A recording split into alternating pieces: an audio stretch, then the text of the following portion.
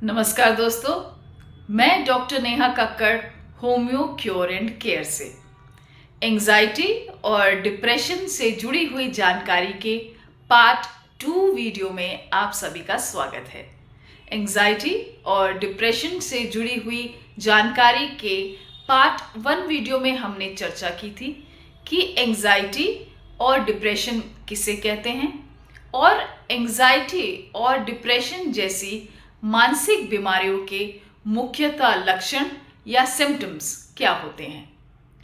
आज की इस पार्ट 2 वीडियो में हम चर्चा करेंगे कि एंजाइटी और डिप्रेशन के मेजर कॉजेस या मुख्य कारण कौन कौन से होते हैं और कैसे होम्योपैथी इन बीमारियों को दूर करने में हमारी मदद कर सकती है। तो आइए हम देखते हैं कि एंजाइटी और डिप्रेशन जैसी मानसिक बीमारियों के मुख्यतः कारण कौन कौन से हो सकते हैं।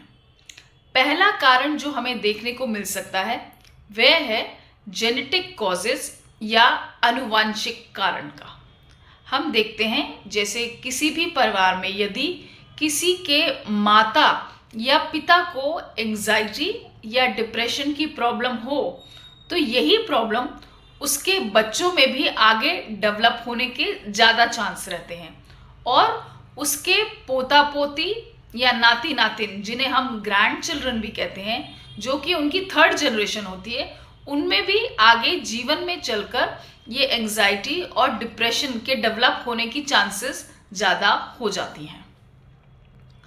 सेकंड कारण या कॉज जो हमें देखने को मिल सकता है वह है एनवायरमेंटल फैक्टर्स का, यानी कि आसपास के वातावरण की सिचुएशन से प्रभावित होकर हम एंजाइटी या डिप्रेशन का शिकार हो सकते हैं।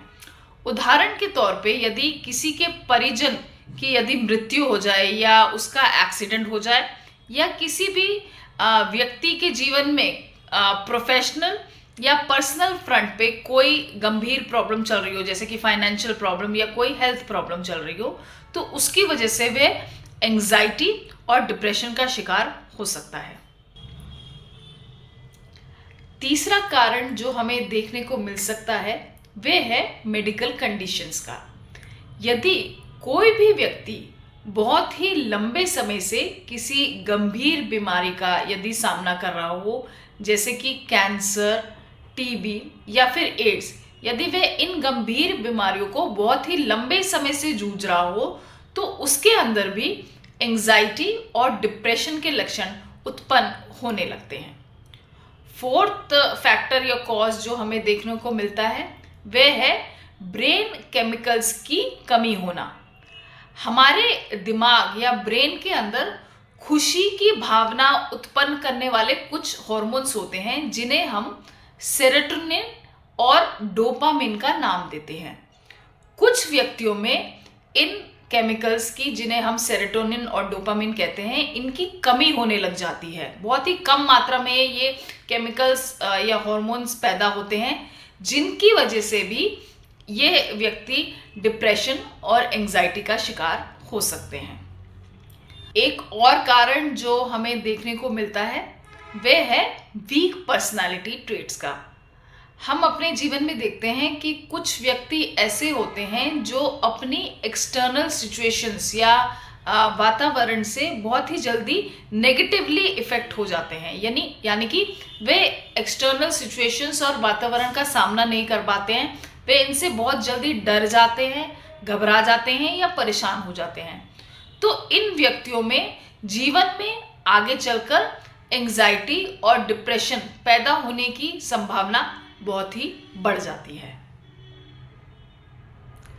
तो दोस्तों, ये थे कुछ कारण जिनकी वजह से कोई भी व्यक्ति अपने जीवन में एंजाइटी और डिप्रेशन जैसी बीमारियों का शिकार हो सकता है।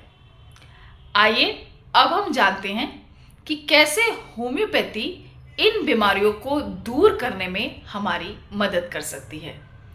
होम्योपैथिक उपचार पद्धति में हमारे पास कई ऐसी दवाइयाँ उपलब्ध हैं जिनके उपयोग से हम एंजाइटी और डिप्रेशन के लक्षणों से निजात पा सकते हैं। उदाहरण के लिए कुछ दवाइयां हैं काली फॉस्फोरिकम, एकोनाइट नेपलेस, आर्सेनिक एल्बम और ऑरम मेटालिकम। इन दवाइयों के अलावा भी हमारे पास कई दवाइयां हैं जिनसे हम एंजाइटी और डिप्रेशन के पेशेंट्स को ट्रीट करते हैं।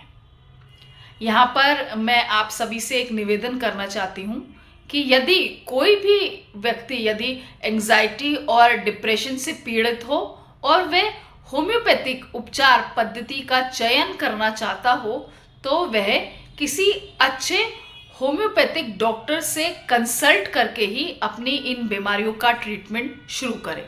यदि वह ऐसा नहीं करता है तो उसका उपचार या ट्रीटमेंट आधा अधूरा ही रह जाएगा और वो इन गंभीर बीमारियों के सिम्टम से पूरी तरह निजात नहीं पा सकेगा। एंजाइटी और डिप्रेशन की प्रॉब्लम का सॉल्यूशन पाने के लिए वीडियो में दिए गए मेरे व्हाट्सएप नंबर पे आप कॉल या मैसेज अवश्य करें। होम्योपैथी से जुड़ी वीडियोस और कंटेंट को पाने के लिए मेरे YouTube चैनल को अवश्य सब्सक्राइब करें। धन्यवाद और आपका दिन शुभ हो।